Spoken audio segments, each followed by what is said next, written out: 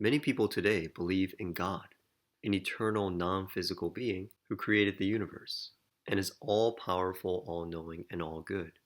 I refer to this position as theism. While this view may not be, in a strict sense, incompatible with any of the moral views for which I'll be arguing, it does not appear to sit comfortably with some of these views. I think it's therefore worth saying a little bit about why I'm not myself a theist.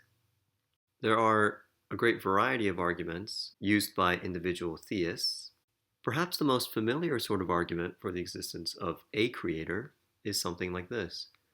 Anything that exists has a cause. The universe exists, and so the universe has a cause. And that cause is God. This argument has some appeal, for it is, I suppose, natural to wonder how anything can exist without something having caused it to exist. Positing the existence of God seems to provide an answer to the question that occurs so naturally to people: why does the universe exist? The problem with this version of the argument, however, is relatively straightforward. For if, according to the argument, anything that exists has a cause, God too must have a cause. And all the questions which are supposed to apply to the universe would then be appropriate to ask about God. Where did God come from? What caused God to exist? Insofar as what one really finds incomprehensible is how anything at all can exist without a cause, introducing God to explain the universe only pushes the mystery back a step, so to speak. Now, the theist might object that it is not the existence of anything whatsoever that calls for a causal explanation, but those things that have a beginning to their existence. And so here's a more promising version of the argument. Anything that begins to exist has a cause. The universe began to exist, therefore the universe had a cause. And that cause is God. This is arguably an improvement, since theists believe that God exists eternally without a beginning. On this version of the argument, while the universe requires a cause, if we assume the universe began to exist, that is, God, understood as an eternal being, does not. We might, however, begin by asking, why believe that anything that begins to exist has a cause? What's the justification for this? Well, perhaps it's that things that begin to exist generally have causes. In fact, the theist might go further and say that we have never experienced anything beginning to exist without a cause. We've never seen a table just pop into existence uncaused. So the universe, if it had a beginning, likewise had a cause. But as several philosophers have pointed out, the coming into existence of a table is quite unlike the beginning of the universe, if in fact it had a beginning. Tables are not created from or out of nothing. Tables, cars, trees, humans, and other such things all appear to be, on one level, just rearrangements of already existing matter. They are not formed from nothing. By contrast, the beginning of the universe is surely not a rearranging of pre-existing matter, since the universe is the beginning of matter itself. It is, as theists might say, creation from or out of nothing. And this seems like a relevant dissimilarity sufficient to greatly undermine the argument. Clearly, for the argument to work, the notion of beginning to exist must be essentially the same in both premises. Moreover, if the fact that all x's have been y's, all things that begin to exist have been things with causes, for example, counts strongly against the existence of an x that isn't a y, itself a perfectly reasonable principle, what about the notion of an immaterial mind? A mind with no body, nothing physical, no brain. God is supposed to be a mind without a body. But when have we ever experienced such a thing? All minds we have ever experienced have been, as it were, conjoined with brains on which they appear to depend. It therefore seems reasonable to believe that no such entity exists. That is, there are no minds not conjoined with something physical, and hence no God. But perhaps the most serious problem for theists is what's known as the problem of evil. Why is there so much evil and misery in the world? The theist cannot plausibly answer that God couldn't eliminate suffering, for God is all-powerful. Nor can they suppose that God failed to foresee, so to speak, such evils, for God is all-knowing. So given that God is supposed to be all good, Maybe God had a reason to allow evil. An attempt to reconcile these divine attributes with a world filled with evils of various kinds is called a theodicy, of which there are many. One popular theodicy appeals to the idea of free will. The thought, very roughly, is this: God gave humans free will. Free will is extremely valuable because, among other things, it allows humans to freely choose good over evil. While many will use this freedom to do evil, the bad that results from this in the world is outweighed by the value of having this sort of freedom. This is roughly the idea. One difficulty for this view is that it cannot easily account for what are called natural evils, such as diseases and earthquakes, since these appear not to be the straightforward result of human free choice. But perhaps other theodicies can more readily meet this objection, for example, soul-making or character-building theodicies, according to which, very roughly, God allows evil for the sake of giving humans opportunities to develop desirable character traits through confrontations with evil. And appreciation theodicies, according to which, roughly, God allows evil to create a contrast with good to enhance our appreciation of the good. But while these and other theodicies can perhaps explain how God is consistent with the world, they do not seem to make any inference from the world to belief in such a being reasonable. As an analogy, suppose A does very poorly on a math test. Despite this, I maintain that A is very good at math. In my attempt to defend this belief, I conjecture that A was perhaps not feeling well that day, or maybe they wanted to surprise the professor on subsequent tests. If I have no independent reason for thinking that A is good at math, while what I have said is enough to show that the bad test score is consistent with A's being good at math, I have not provided grounds for inferring such a thing about A from the bad test score, which seems to be what is needed for my belief to be reasonable. Similarly, various theodicies can perhaps show how evil in the world is consistent with theism, but they do not seem to provide grounds for inferring theism from the world as it appears to us. In the words of David Hume, the consistency is not absolutely denied, only the inference. And slightly paraphrasing another relevant passage from Hume's Dialogues Concerning Natural Religion, if we are not already convinced of a supreme intelligence, benevolent and powerful, but are left to gather such a belief from the appearances of things, we will never find any reason for such a conclusion. But while many atheists happily use suffering and evil as evidence against theism, it seems to me it would undermine not only theism, but optimism. Now, of course, there are, if you like, degrees of optimism, the sort of view that Leibniz held, according to which this world is the best of all possible worlds, is a strong version of optimism that I think is extremely difficult to uphold in the light of the world's evils. Indeed, this view became one of the primary targets of Voltaire's great satirical novel Candide, about which Schopenhauer humorously, and I suppose somewhat snidely, writes, "In this way, Leibniz's oft-repeated and weak excuse for the evil of the world, namely that the bad sometimes produces the good, obtained proof." Pessimism might also be said to come in degrees. The sort of view Schopenhauer defends, according to which pleasure is in a way illusory, is an example of what we might consider strong pessimism.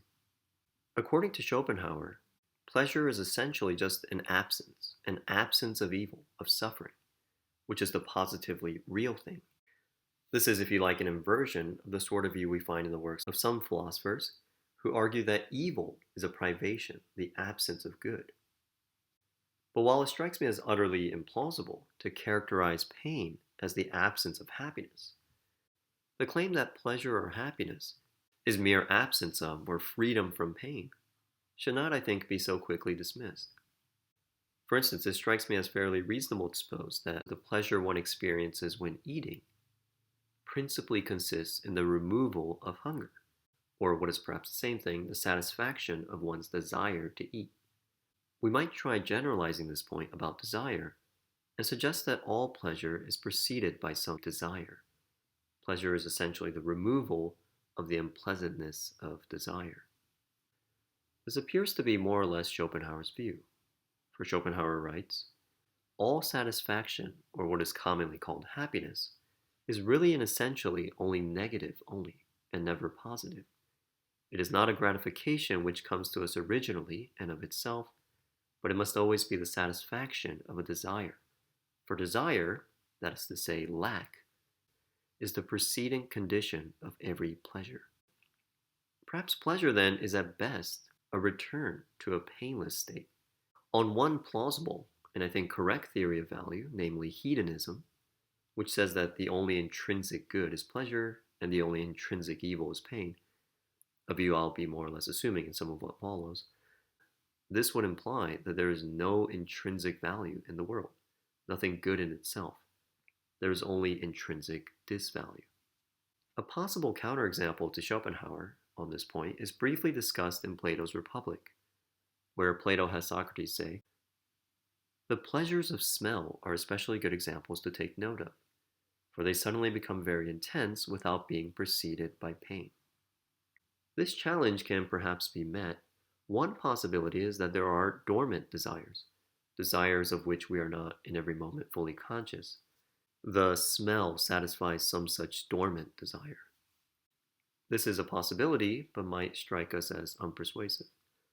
Another possibility is that the smell immediately gives rise to a brand new desire, the satisfaction of which we experience as pleasure. And there are still other things one might say. But suppose for the sake of argument that Schopenhauer's negative view of pleasure is not quite right. Would optimism then, of a more modest kind, which acknowledges that things are not perfect, but which maintains that things are still good on balance, would such a view be reasonable? I think it would not. Admitting that pleasure exists, positively exists, does not imply that pleasure and pain are equal in strength, weight, quantity, etc. Thus, we can admit the reality of pleasure while arguing that it is nevertheless outweighed by pain. This view is nicely summed up in the words of Pierre Bayle. "The good things of this life are less good than the evil things are evil." Well, why might we believe this? Well, consider again pain and pleasure. These appear to be unequal in at least two important ways. First, pain seems as a general matter to be more intense than pleasure. Second, pain can generally continue for a longer time than pleasure. Hume discusses this in the Dialogues, the work to which I earlier referred, to the claim made by Cleanthes, a speaker in the Dialogues, that health is more common than sickness, pleasure than pain, happiness than misery. Hume has Philo say, "You must at the same time allow that if pain be less frequent than pleasure, it is infinitely more violent and durable.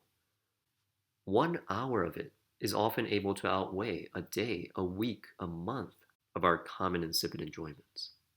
Pleasure, scarcely in one instance, is ever able to reach ecstasy and rapture, and in no one instance can it continue for any time at its highest pitch and altitude. But pain often rises to torture and agony, and the longer it continues, it becomes still more genuine agony and torture." A simple test, one that I like to use, also appears in Hume's Dialogues. Ask yourself, ask any of your acquaintance, whether they would live over again the last 10 or 20 years of their life. No, but the next 20, they say, will be better. Hume then quotes the poet John Dryden, who wrote, "When I consider life, 'tis all a cheat, yet fooled with hope, we favor the deceit. None would live past years again, yet all hope pleasure in what yet remain." Hope and illusion are central themes in Giacomo Leopardi's fantastic dialogue between an almanac seller and a passerby. But things might be even worse for the optimist and for all of us, because it seems to me that not only is pleasure generally outweighed by pain, but that some pains are so awful, as it were, that no amount of pleasure or good can counterbalance them. Consider, for example, 24 hours of the most hideous torture and agony. It strikes me as reasonable to suppose that this bad cannot be offset by any amount of joy or pleasure, or if you like, any number of pleasurable days. If this is correct, the tiniest risk of this extremely bad day would arguably be sufficient to make life undesirable. To see why this might be so, consider the following analogy. Suppose a game offers players a 95% chance of winning $2, but a 5% chance of losing or owing $1,000. Is this game worth playing? Well, intuitively the answer is no, because it's intuitively obvious to most of us, I think, that the small risk of losing $1,000 outweighs the much greater chance of winning $2. Here's another way to think about this. We can consider what happens when we play out the probabilities, so to speak. If you win $2 95 times, that's a total of $190. But if you lose $1,000 just 5 times, that's a total of $5,000. $5,000 is obviously greater than $190, so a 5% chance of losing $1,000 outweighs a 95% chance of winning $2. This is the thinking. Now, if a day of agony cannot be offset by any number of pleasurable days, even if the probability of this day of agony happening is, let's suppose, 1 in a billion, this would still outweigh a 999,999,999 in a billion chance of a pleasurable day. Because again, you only need 1 day of torture to outweigh a billion, a trillion, any number of pleasant days. And this means, according to the foregoing reasoning, no matter how tiny the risk of this day of agony is, so long as it is not zero, and it surely is not zero, every day the risk of it outweighs any chance, no matter how favorable, of having a pleasant day. And therefore, even if you believe, wrongly in my view, that most days are positive on balance, the slightest risk of agony may make each day not worth it, so to speak. We might call this sort of view risk-based pessimism. If we are right in thinking that life's evils exceed its goods, this will seem to have several important practical moral implications. One such implication is that causing beings to exist, having children for example, is, other things being equal, wrong. And this follows fairly quickly, I think. We need only accept some additional principle, according to which it is wrong, other things being equal, to cause a being to undergo something that is overall bad for them. Many who hold this antinatalist view are also vegan. That is, they avoid purchasing, consuming, among other things, animal products like eggs, dairy, and meat. It's not hard to see the connection here. Most of the meat, dairy, and eggs people consume involve bringing non-human animals into existence. Inasmuch as antinatalists are opposed to causing beings to exist, the overlap is unsurprising. Some antinatalists, however, may want to limit their antinatalism and say that it is only wrong to cause humans to exist. But it's not clear what the justification for this is supposed to be. A very familiar argument is this: non-human animals simply don't matter morally for their own sake because they lack certain important characteristics possessed only by human beings. The capacity for moral reflection, abstract thought, etc., which other animals, we are told, lack. Two possible replies to this. First, why would the absence of such capacities make it all right to, for instance, cause them pain?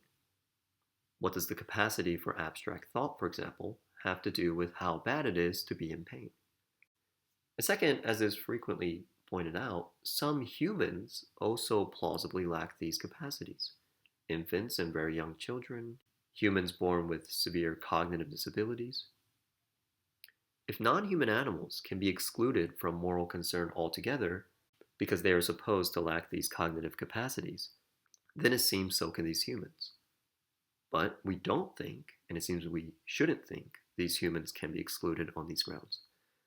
So it is not the case that non-human animals can be excluded on such grounds. As Tom Regan explains, it is our similarities and not our differences that matter most.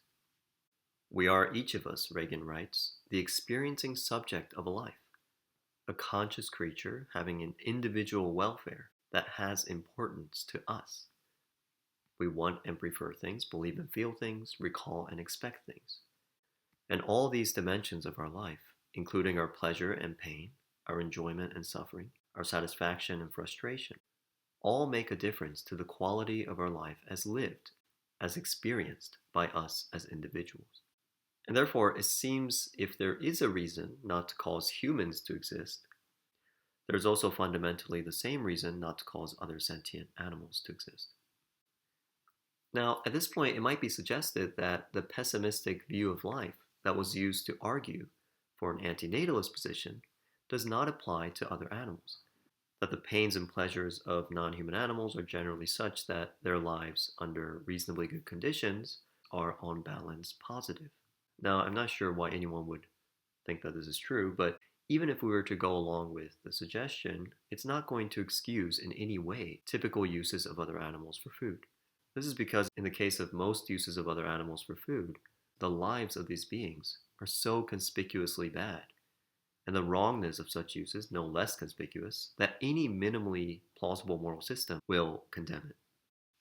Not only are non-human animals brought into existence, but as a general matter, they are forced to undergo horrendous pain and suffering over the course of their entire lives.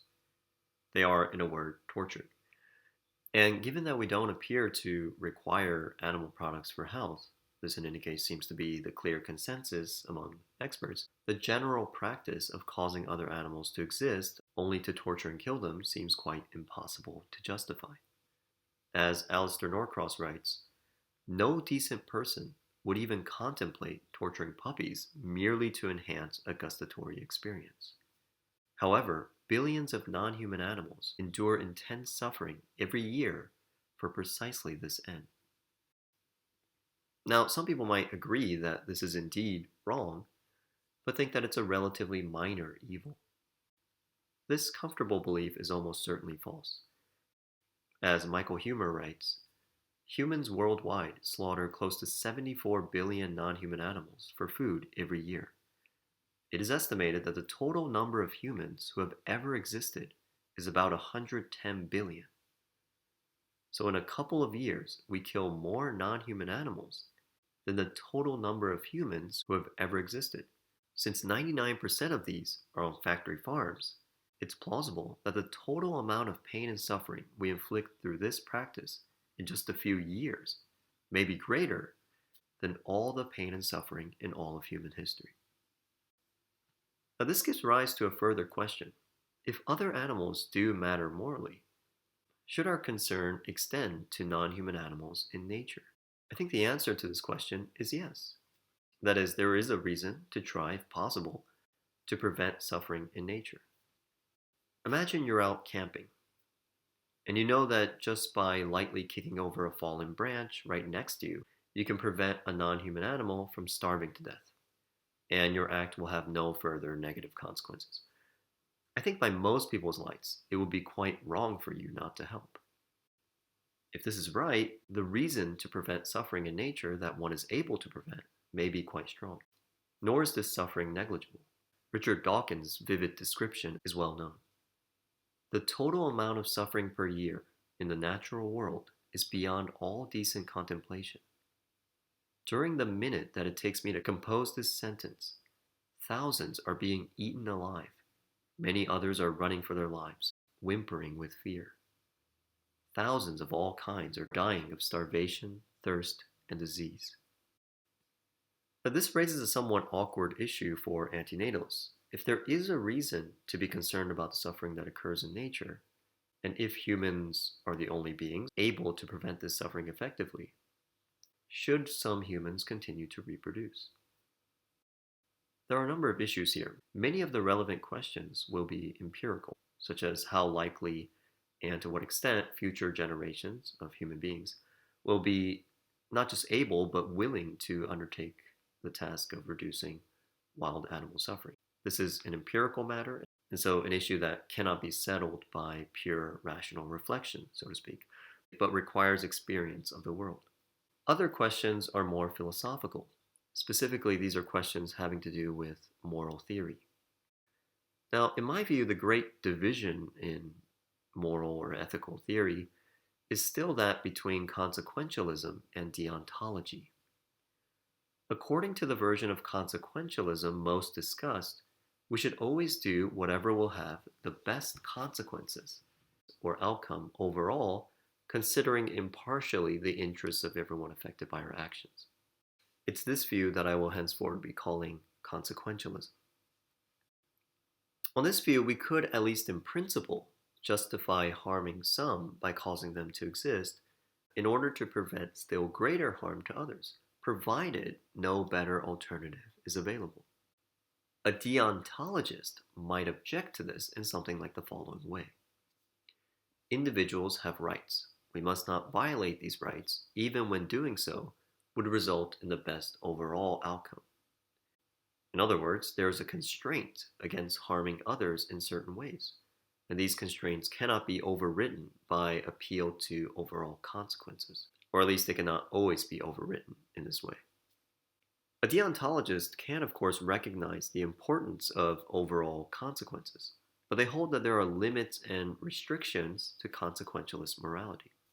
It should also be noted that deontologists can, but needn't think that rights and constraints are absolute.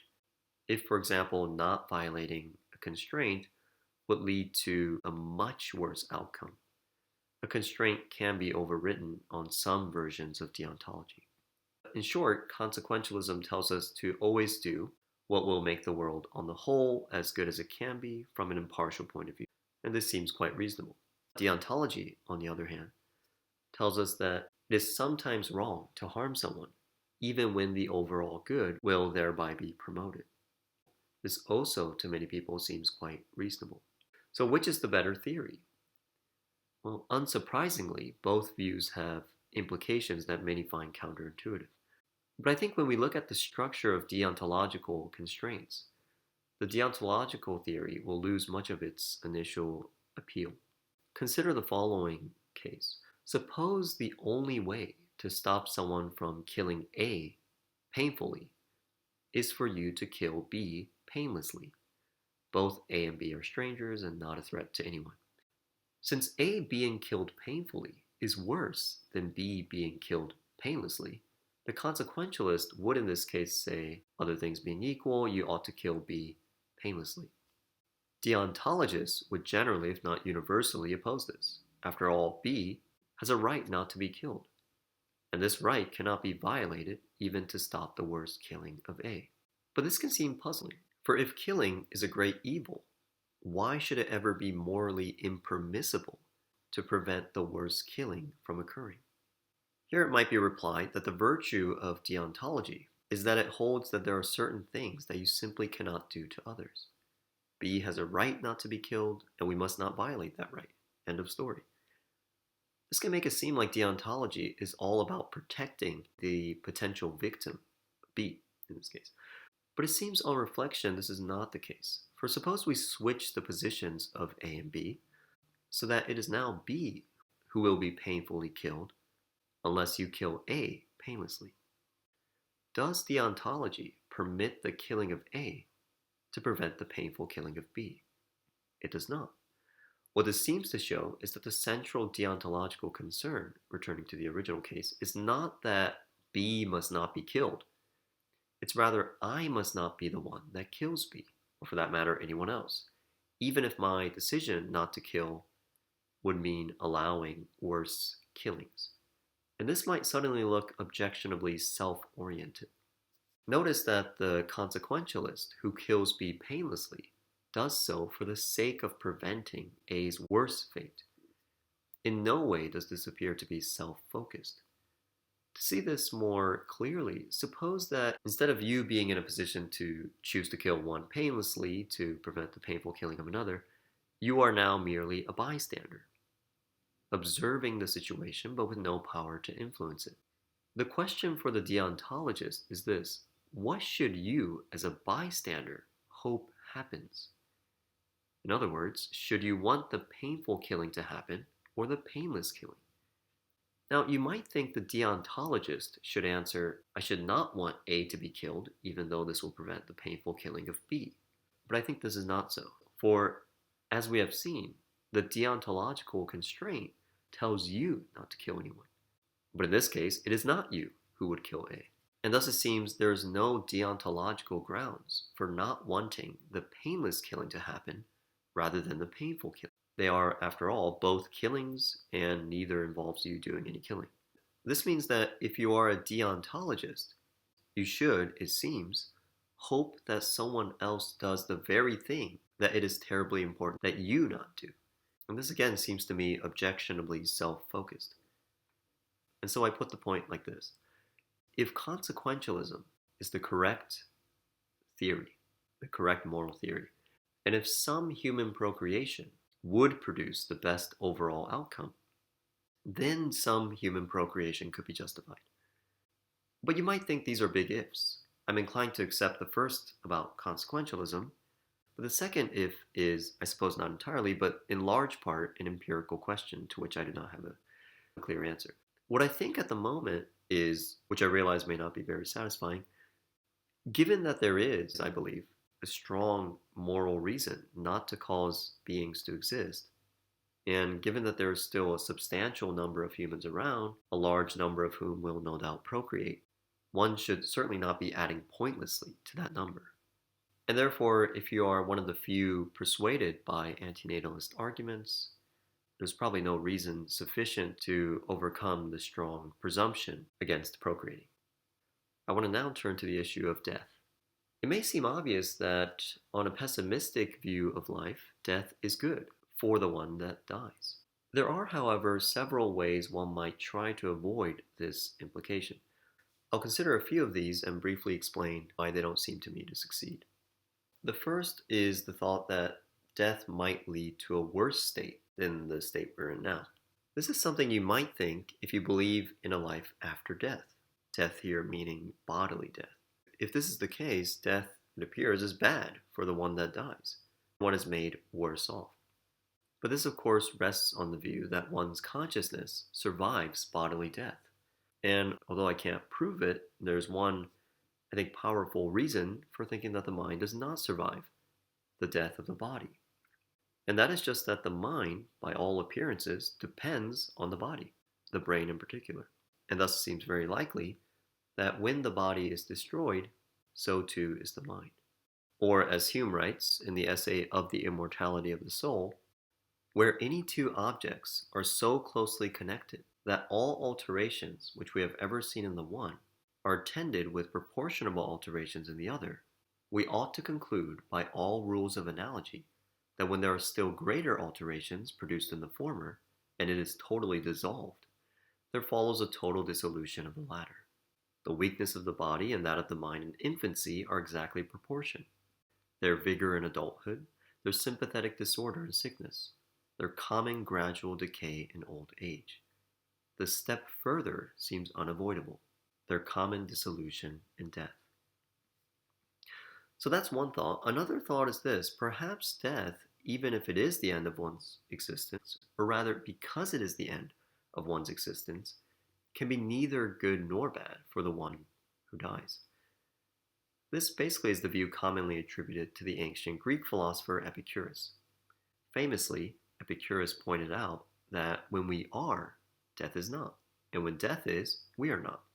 And according to Epicurus, only things one experiences, specifically pleasure and pain, can be intrinsically good or bad for us, a form of hedonism. And clearly, only if one exists can one experience anything. It follows that one has to exist for anything intrinsically good or bad to happen to one. Therefore, death, or post-death non-existence, cannot be intrinsically good or bad for the one that died. This is more or less what is taken to be Epicurus' view. It seems the usual reply nowadays, and one which may in fact be consistent with Epicurus' view on death, goes something like this. While death may not be absolutely good or bad, it can nonetheless be good or bad in a comparative sense. That is, when death is good, though the point is more frequently made in terms of badness, it is good in virtue of what it prevents, namely pain and misery. Post-death non-existence is not absolutely or intrinsically good, but it may be comparatively good. It is better than being in pain. And that's the sense in which non-existence can be good. And that's the sense in which I think death is good, and what I think the pessimist should say. This comparative view also seems to accord with most people's intuitions. When a patient is suffering from a painful and incurable illness that will soon kill them, we think hastening their death can be, in some important sense, good for them, even though the non-existence following their death is not intrinsically good. A third way one might block the move from pessimism to a positive view about death is to argue that death can be, and generally is, intrinsically bad. On this view, death can be bad, even if life is thoroughly bad. The thought is that going out of existence is an independent bad. It's simply bad to cease to exist, quite apart from any goods in life of which one may be deprived. While I don't myself accept this view, I think even if we were to accept it, it would still be the case that early or immediate death is good in a certain sense. Good in the sense that it is better than later or delayed death. The thought is basically this: even if death is intrinsically bad, it is also, for now at least, unavoidable. We will all face this evil sooner or later. And this means the choice we each face is this: continue to suffer and die later, or don't continue to suffer and die now.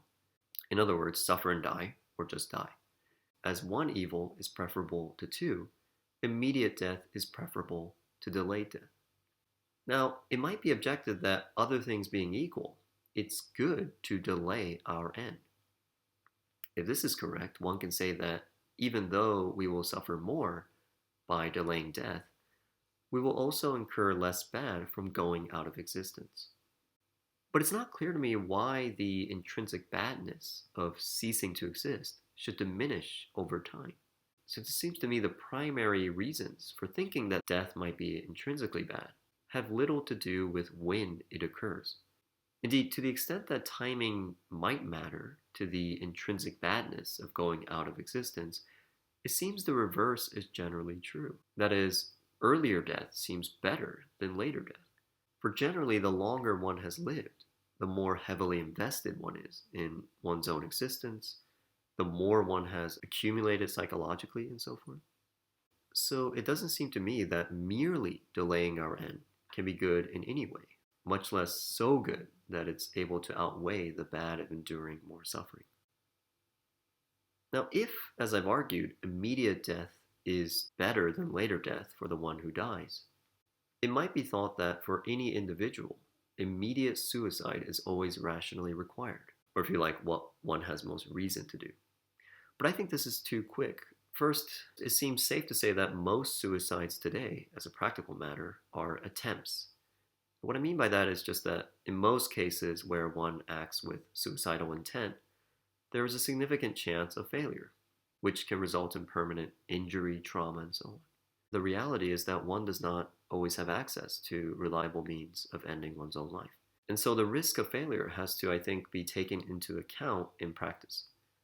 But quite apart from that, to say that immediate death is good or better for the one who dies is not the same as saying that one's immediate death is good or better, all things considered. That is, unless one is an ethical egoist who thinks that each should pursue only their own good or seek to further their own interests, one should, on any plausible moral theory, consider how one's death will affect others as well. There may, in other words, be what I'll call altruistic reasons to continue living. We can have such reasons even if we suppose that there is no egoistic or self-interested reason to prefer continued life. So for instance, one's death can and often does cause others grief. Another possible reason is that one can potentially do good in the world by living, by promoting certain ideas, engaging in activism, and so forth. On the other hand, it's worth mentioning that there can be altruistic reasons to end one's own life as well. For instance, if one believes, and is right to believe, that one's life is causing more bad than good overall, this might constitute an altruistic reason for ceasing to exist. Given how much evil humans cause on this earth, and how most of us are in some way or other complicit in this evil, this is perhaps true of many lives. Altruistic reasons can thus pull in both directions. But again, the main point here is just that the view that immediate death is good for the one who dies does not necessarily lead to the view that suicide is always morally appropriate. When I discuss these pessimistic views with others, I'm sometimes asked, what good does it do to have such thoughts? Why dwell on such things? I think the short answer is that we have to live and make decisions in the actual world. And generally, it seems the more accurate our picture of the world is in which we make decisions, the better those decisions will be. That is, the more likely they'll lead to better results. And so, while there may be some truth to the idea of blissful ignorance, I think it is all things considered better, as Leopardi writes in a different context, to look steadily on the desert of life, to hide no part of our unhappiness, and to accept all the consequences of a philosophy sorrowful but true.